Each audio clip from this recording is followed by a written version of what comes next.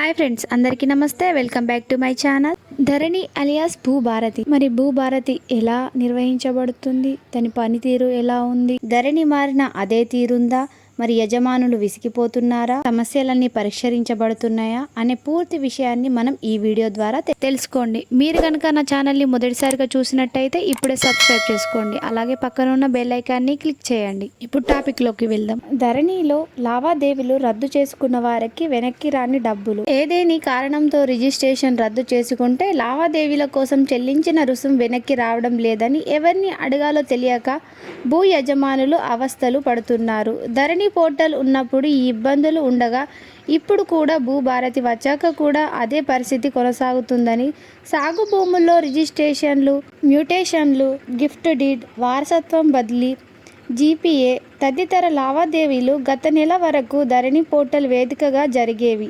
Slot నమోదు చేసుకున్నాక భూమి కొనవద్దనుకున్నానో, ఆ భూమిపై ఏదైనా వివాదం ఉన్నదో అప్పుడు కాక మరో సమయంలో రిజిస్ట్రేషన్ చేసుకోవాలనో నిర్ణయించుకున్న కొనుగోలుదారులు స్లాట్ను కౌన్సిలింగ్ చేసుకునేవారు. కానీ ఆ లావాదేవీ కోసం చెల్లించిన రుసుం వెనక్కి రాదు. ఈ మొత్తం రూపాయలు కోట్లలో ఉంది. వేల మంది రైతులు తిరుగు చెల్లింపు కోసం ఎదురుచూస్తున్నారు. రాష్ట్రంలో ROR 2020 రద్దయిన దాంతోపాటు ధరణి పోర్టల్ కూడా రద్దయింది. ఆ స్థానంలో ROR 2025 భూభారతి చట్టం అమల్లోకి వచ్చింది. ధరణి స్థానంలో భూభారతి పోర్టల్ తెచ్చింది. అయినప్పటికీ రద్దు చేసుకున్న లావాదేవీలకు సంబంధించిన సొమ్ము మాత్రం పాత పద్ధతిలోనే నిలిచిపోతుంది. తిరుగు చెల్లింపు రావడం లేదు. యజమానులు తహసీల్దార్, కలెక్టర్ చుట్టూ తిరుగుతున్నారు. అయితే మొదట్లో ప్రయత్నాలు జరిగినాయి. 2020 నవంబర్ పూర్వంలో స్టాంపు రిజిస్ట్రేషన్ల శాఖ కార్డ్ సాఫ్ట్వేర్ ద్వారానే వ్యవసాయ భూముల రిజిస్ట్రేషన్లు జరిగేవి.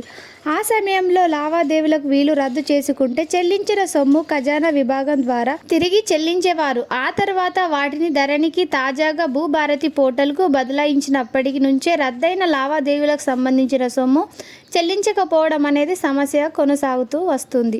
కొన్ని జిల్లాల్లో మాత్రం కొంత మొత్తాన్ని జిల్లా కలెక్టర్ ప్రత్యేక ఖాతాలో ద్వారా తిరిగి చెల్లించారు. హైదరాబాద్, రంగారెడ్డితో పాటు పలు జిల్లాల్లో కొద్ది కాలం పాటు ఇది జరిగింది. భూభారతి చట్టం అమల్లోకి వచ్చాక తిరుగు చెల్లింపులు చేసేందుకు మొదట్లో ప్రయత్నాలు జరిగినా దీనిపై దృష్టి కొనసాగించాక ప్రత్యేక విధానం ఏర్పాటు చేయడంతో నిర్లక్ష్యం జరుగుతుందన్న వాదనలు ఉన్నాయి. ఇప్పటికే తిరిగి చెల్లింపులు చేయాలని బాధితులు కోరుతున్నారు. ప్రజల్ని భూతల పీడించిన ధరణి. భూభారతి చట్టం అమల్లోకి ముందస్తుగా 4 మండలాలకు ఎంపిక చేస్తున్నాం. అనంతరం ప్రతి జిల్లాలో ఒక మండలాన్ని పైలట్గా ఎంపిక చేసుకొని రెవెన్యూ సదస్సులు నిర్వహించాము. జూన్ 3 నుంచి 20 వరకు భూభారతి రెవెన్యూ సదస్సులో రాష్ట్రంలోని అన్ని మండలాల్లో నిర్వహించాలని, వీటిలో ప్రజల నుంచి దరఖాస్తు స్వీకరించడంతో పాటు భూభారతి చట్టంపై అవగాహన కల్పించాలని గత ప్రభుత్వం ప్రవేశపెట్టిన ధరణి వ్యవస్థ ప్రజల్లో భూతలం పీడించింది. అయితే భూభారతి చట్టం పేదలకు చుట్టంలా పనిచేస్తుందని చెప్పారు. ఇలాంటి మరెన్నో వీడియోల కోసం నా ఛానల్ని సబ్స్క్రైబ్ చేసుకోండి. Thank you for watching.